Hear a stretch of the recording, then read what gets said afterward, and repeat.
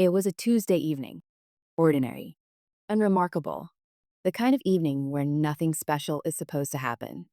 I had just come home from a 12-hour shift at the construction site. My boots were caked in mud. My back was screaming. My hands were so calloused and cracked that shaking someone's hand felt like gripping sandpaper. But none of that mattered to me, because she was home. Sarah. My wife. My best friend. The woman I had loved since we were both 22 years old, broke, and foolishly optimistic about the future. She was standing by the kitchen window when I walked in, stirring something on the stove. Her hair was tied up loosely, and the evening light caught the side of her face just right. For a second, just one single second, everything felt perfect. I dropped my bag at the door. "Something smells amazing," I said. She didn't turn around. "It's just pasta." I should have noticed it then. The flatness in her voice. The way she didn't look at me. The way she stirred the pot just a little too hard, like she was angry at it. But I didn't notice. I was tired. I was always tired in those days. My name is Daniel, Dan to most people. I was 31 years old at the time this story begins. I worked in construction management, slowly working my way up from being a site laborer to a junior project supervisor. We weren't rich. Not even close. We rented a 2-bedroom apartment in a neighborhood that was up and coming, which is just a polite way of saying it wasn't quite there yet. But we had plans. God, we had so many plans. Sarah and I had met in college. She was studying graphic design. I was studying civil engineering. We fell in love the way young people do, fast, reckless, and completely certain that love alone was enough to survive anything. We got married at 26. Small wedding. 40 guests. Her mother cried. My father shook my hand and said, "She's a good one, son. Don't mess it up." I didn't plan on messing it up. For the first few years, we were happy. Genuinely happy. We scraped together enough for a used car.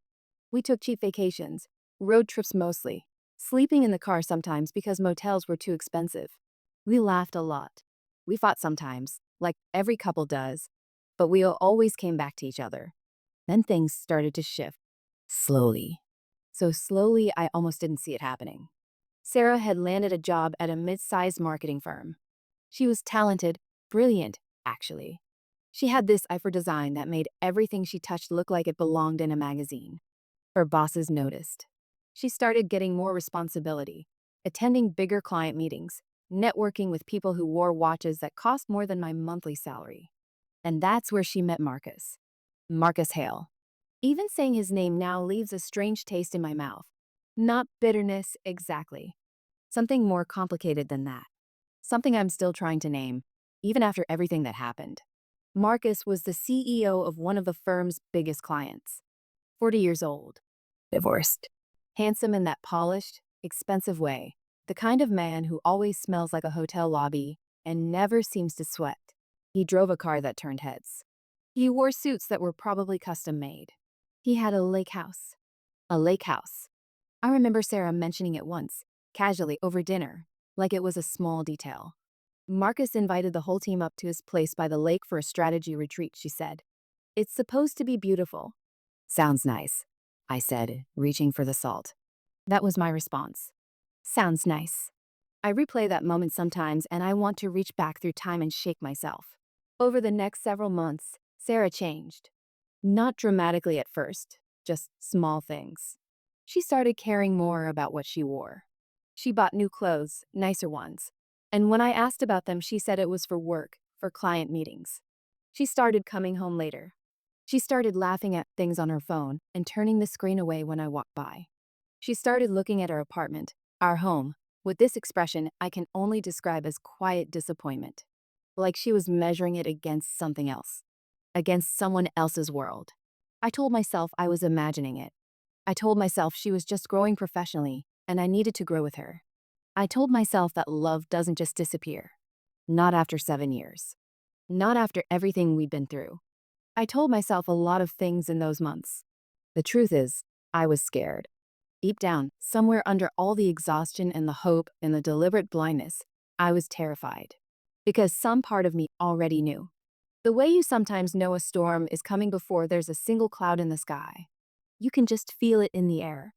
And then came that Thursday night in October. I remember it was raining. I had worked late, finishing off reports for a project deadline. I came home to find the apartment dim and quiet.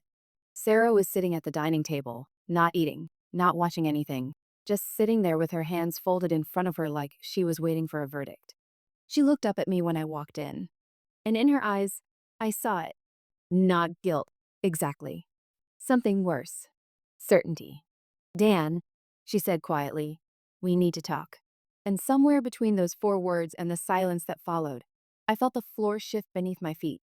Because the way she said my name in that moment, I already knew.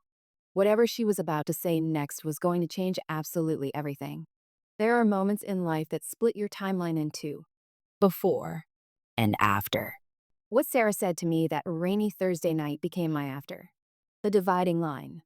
The moment I would measure everything else against for years to come. She didn't scream. She didn't cry. That was almost the hardest part, because I could have handled tears. I could have handled anger. What I couldn't handle was how calm she was. How composed. Like she had rehearsed this moment so many times in her head that all the emotion had already been used up before I even walked through the door. She told me she wasn't happy. Those were her first words. Dan, I'm not happy.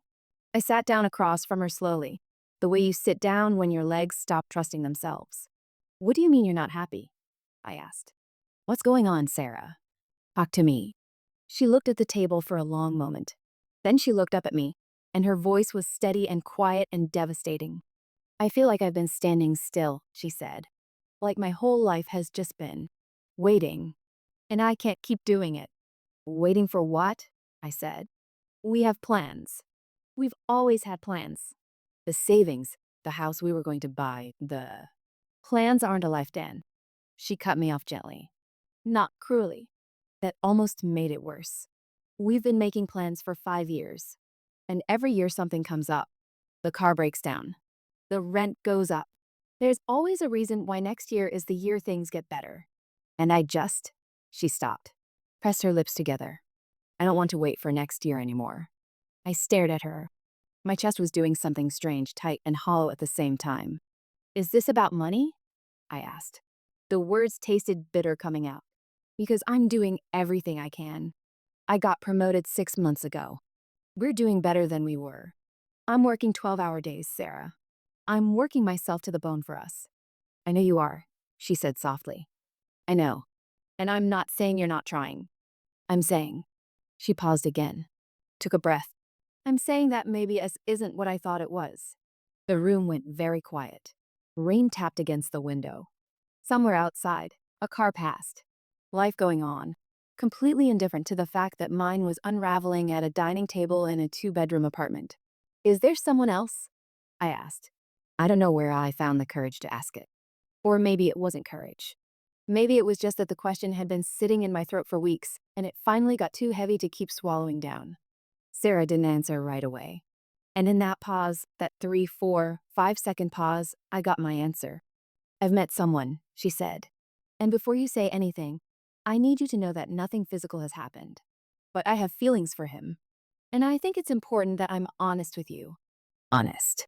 She used the word honest, as if honesty at the ending of something counts for the same as honesty throughout it. I laughed. I don't know why. It wasn't funny.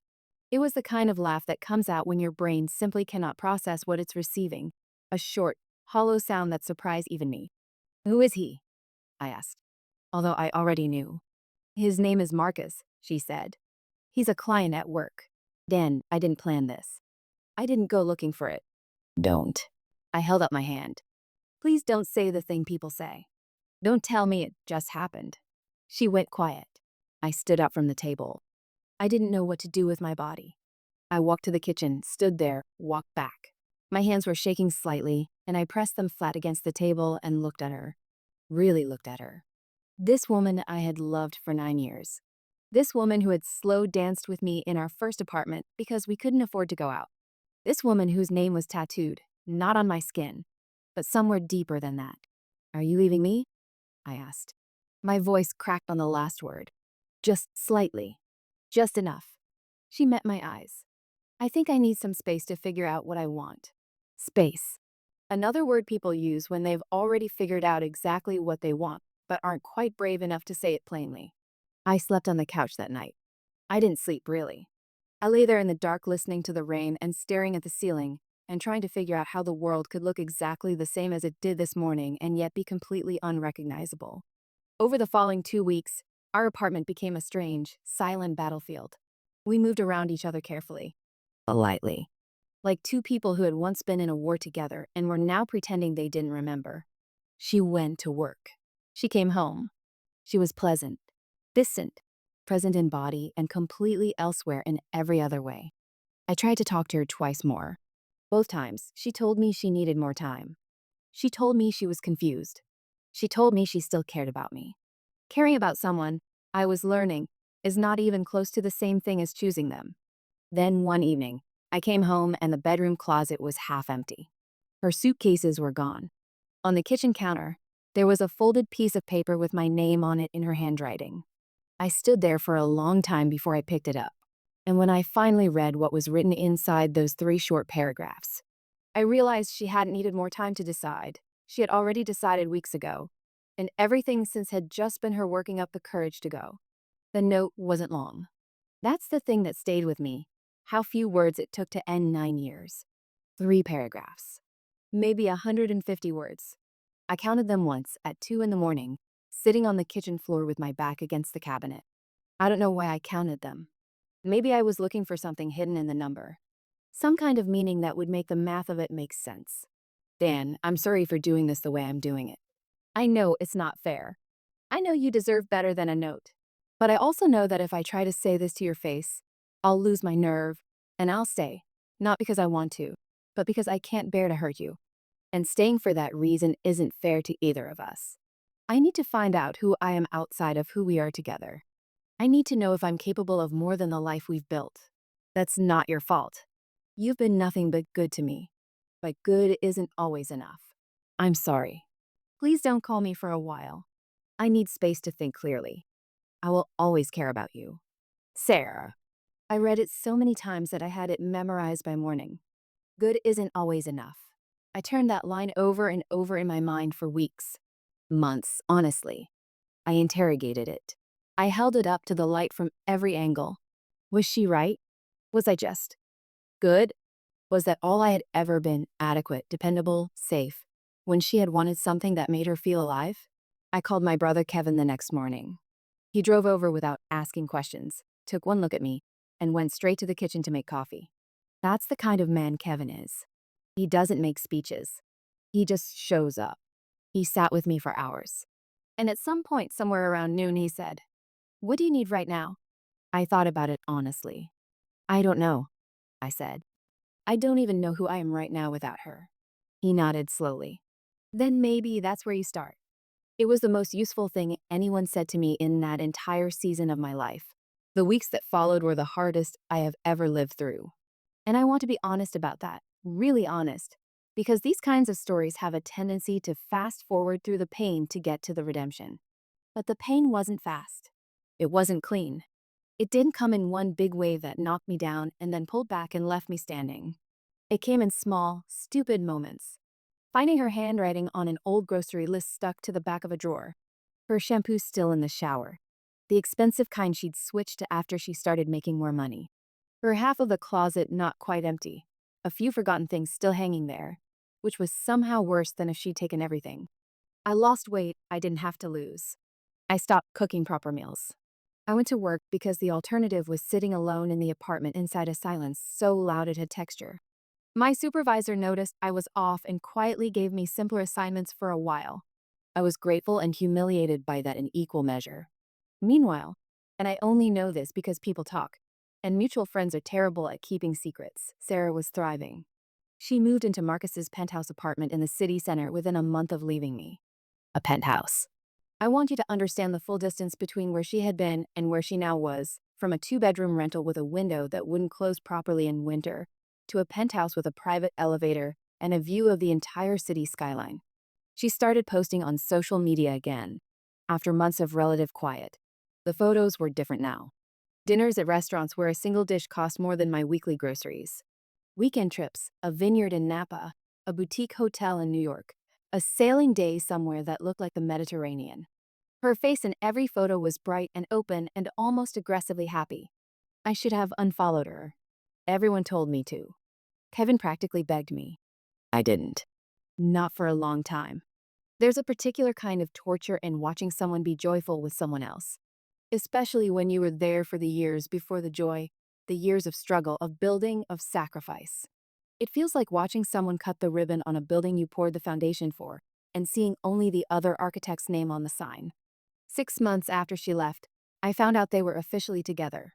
Not just seeing each other, properly, publicly together. Marcus had taken her to a charity gala. One of those black tie events where people pay $10,000 a plate to feel important. There was a photo. The two of them, dressed exquisitely, his hand at the small of her back, her face turned slightly toward him with an expression I recognized. It was the expression she used to give me. That night, I finally did something I should have done months earlier. I put my phone in a drawer. I unfollowed her on everything. And I made myself a promise, not a dramatic, revenge-fueled promise, just a quiet one, the kind you make to yourself in the dark. I am going to build something.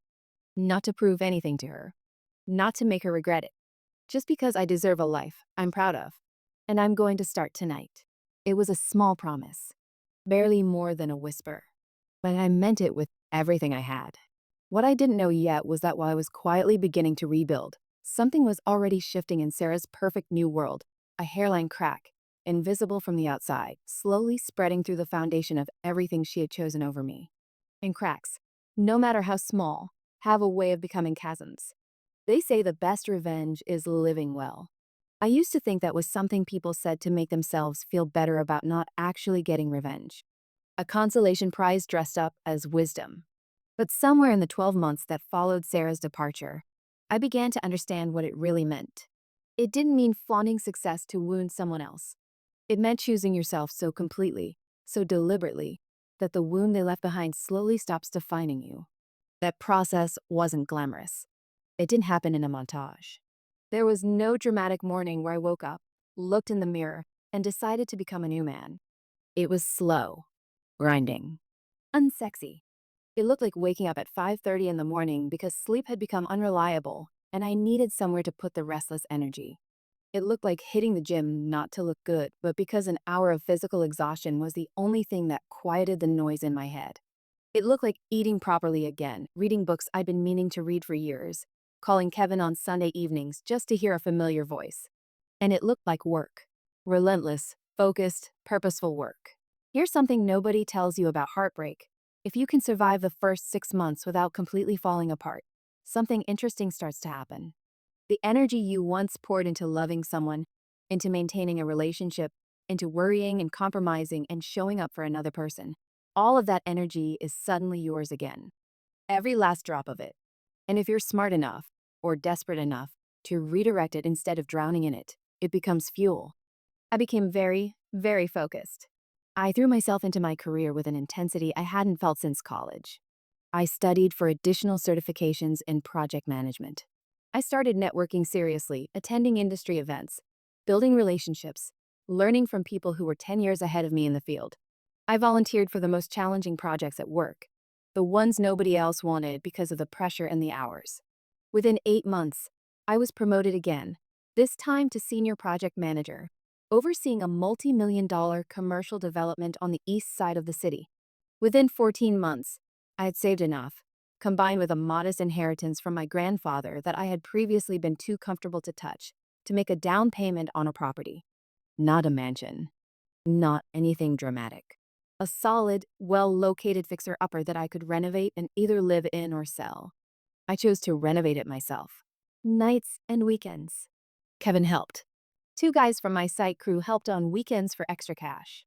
It took 6 months, and it was exhausting and deeply satisfying in a way I hadn't felt in years. Working with my hands on something that was entirely mine. No compromises, no negotiation, no one else's opinion required. When it was finished, I sold it. The profit wasn't life-changing, but it was a start. More importantly, it showed me something about myself I hadn't known before, that I was capable of building things beyond construction sites, that I had instincts for investment, for seeing potential where others saw problems. I bought a second property, then a third. By the time 2 years had passed since Sarah walked out of our apartment, I was a different man standing in a different life. Not unrecognizable, still the same Dan. Still callous hands, still direct and plain spoken and not particularly interested in pretense. But steadier. Cleaner inside. Like something that had been crooked had quietly straightened itself out. I started dating again at around the 18-month mark. Nothing serious at first. I was honest with myself and with the women I met about where I was, and most of them respected that. Then I met Claire. Claire was an architect. 32, sharp-minded, quietly funny in the way that sneaks up on you. She had her own ambitions, her own history, her own complicated relationship with vulnerability. We took things slowly, which suited us both.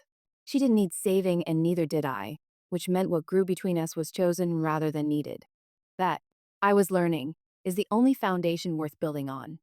I'd almost stopped thinking about Sarah entirely. And then the cracks in her world started showing. As I said, people talk. Mutual friends, industry circles, the invisible network of information that flows through a city whether you want it to or not. I hadn't gone looking for news about Sarah. I want to be clear about that. But occasionally it found me anyway. The first thing I heard, about 18 months after she left, was that her role at the marketing firm had quietly changed. She'd been eased out of her senior position. The official story was restructuring.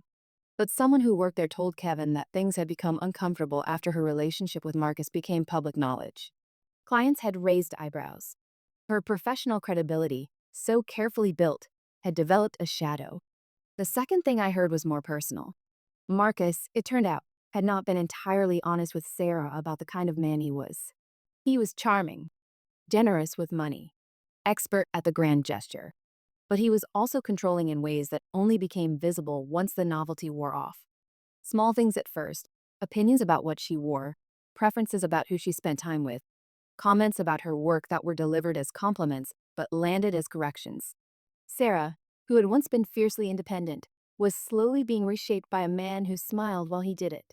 I heard this from her friend Melissa, who ran into Kevin and couldn't quite hide her concern. "She's not herself," Melissa said, "but she won't hear anything against him." When Kevin told me, I felt something unexpected move through me. Not satisfaction.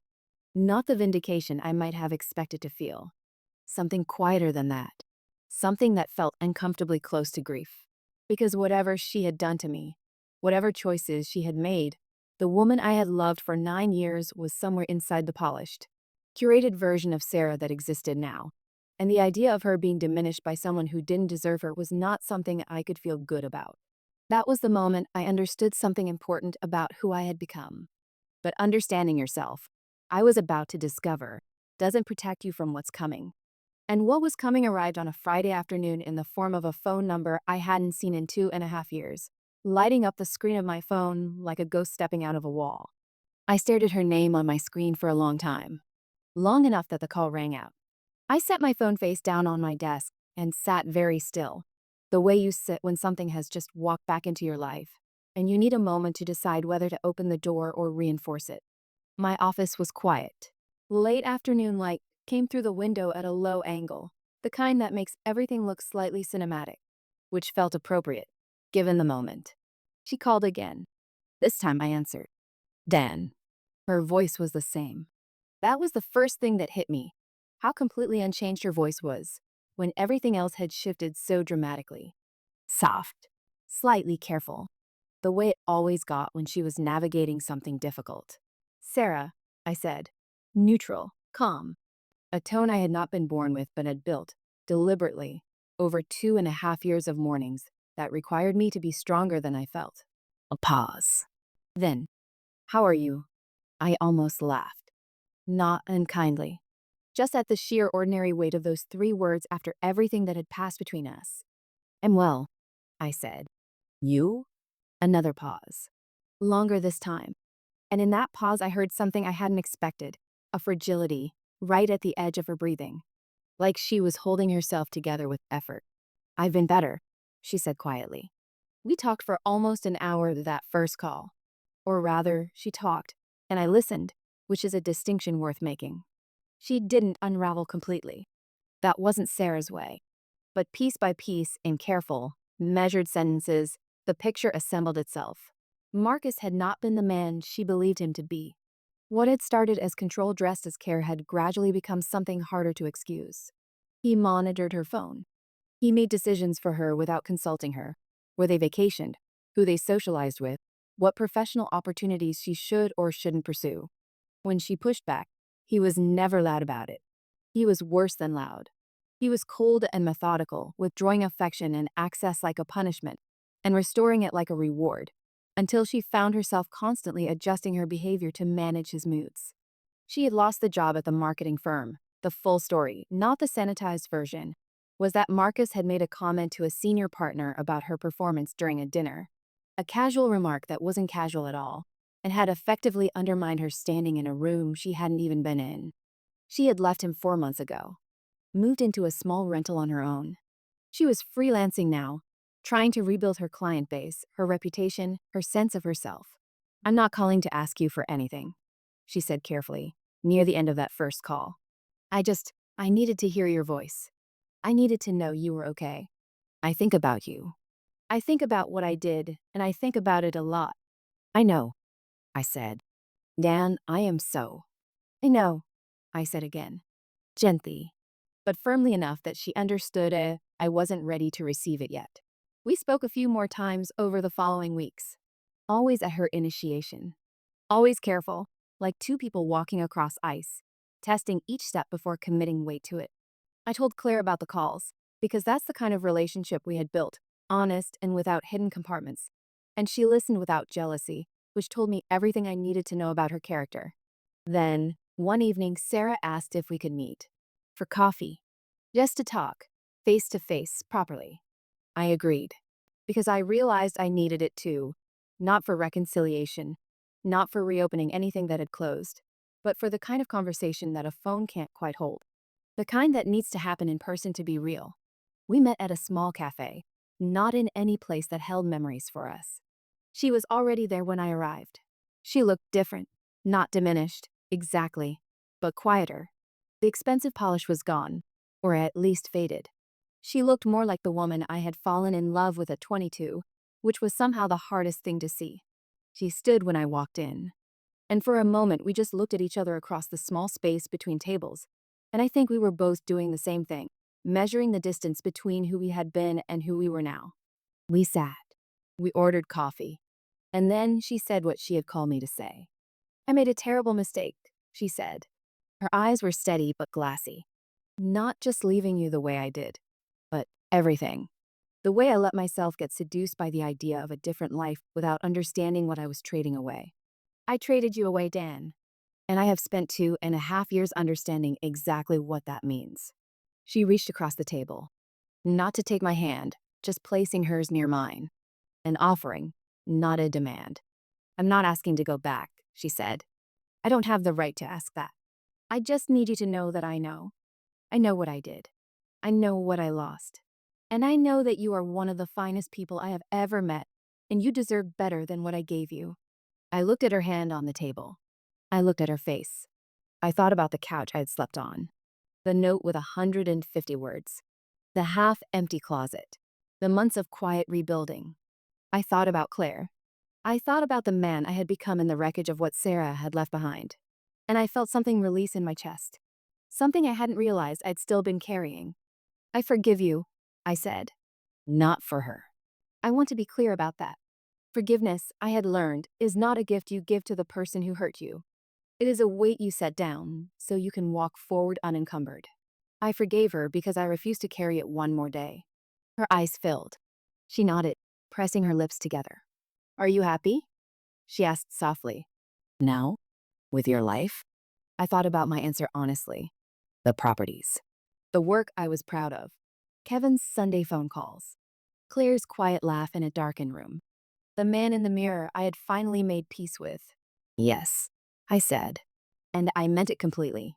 We finished our coffee. We said goodbye outside on the pavement, a brief and honest hug, the kind between people who share a history and have finally, mutually, made peace with the fact that history is exactly where it belongs. I walked to my car, sat for a moment, and then I did something I hadn't done in a very long time. I smiled, quietly, privately, to no one but myself. Because here is what I know now, on the other side of all of it, being left by someone who chooses comfort over commitment, wealth over loyalty, shine over substance, is not the end of your story. It is, if you let it be, the most clarifying thing that will ever happen to you. It strips away everything that was held together by habit and comfort rather than genuine strength. And what remains? What you rebuild with your own hands in the silence after. That is the truest version of yourself you will ever meet. Sarah chose a rich man and found out that richness has nothing to do with money. I chose myself. And I found out that was the only choice that ever mattered. She came back 5 years later with an apology. I received it with grace.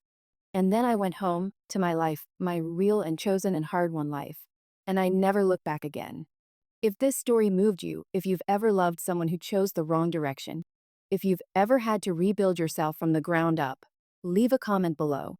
You are not alone. And if you're still in the middle of your own storm right now, just remember this. The version of you on the other side of this pain is someone you haven't met yet. And trust me, they are worth waiting for. Don't forget to like, subscribe, and hit the notification bell. I'll see you in the next one. Teach End.